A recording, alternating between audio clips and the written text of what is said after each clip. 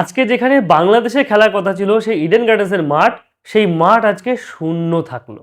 কেননা West Indies বনাম বাংলাদেশে খেলা ছিল আজকে ইডেন গার্ডেনে কলকাতায়, কিন্তু সেটা হলো না। বাংলাদেশ বিশ্বকাপ বয়কট করেছে এবং আইসিসি তাদেরকে বাদ দিয়ে স্কটল্যান্ডকে সেই জায়গাটা দিয়েছে।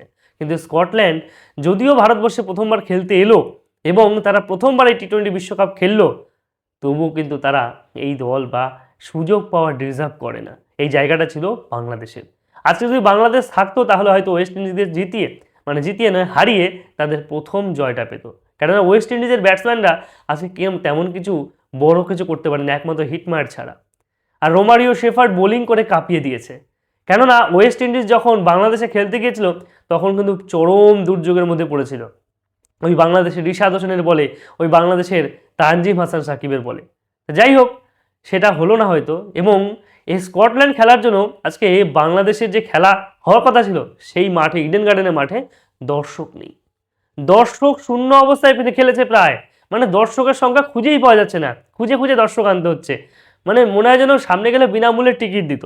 আমার তো আজকে যাওয়ার কথা ছিল, আজকে আমি বাইরে ছিলাম কেননা বাংলাদেশ খেলেনি তাই। আমার খুব যাওয়ার ইচ্ছা ছিল, মুস্তাফিজুর রহমান খেলবে, লিটন দাস খেলবে, তাদেরকে আবার সামনে থেকে দেখব, কিন্তু সেই সুযোগটা হলো না। যাই হোক, হয়তো কোনো দিন, হয়তো কোনো এক সময় আবারও খেলা হবে, আবারও দেখতে পাবো। কিন্তু আপনাদের কি মনে হয় এই বিশ্বকাপে বাংলাদেশকে আপনি কতটা মিস করছেন? অবশ্যই কমেন্টে আপনার মতামত জানিয়ে যাবেন।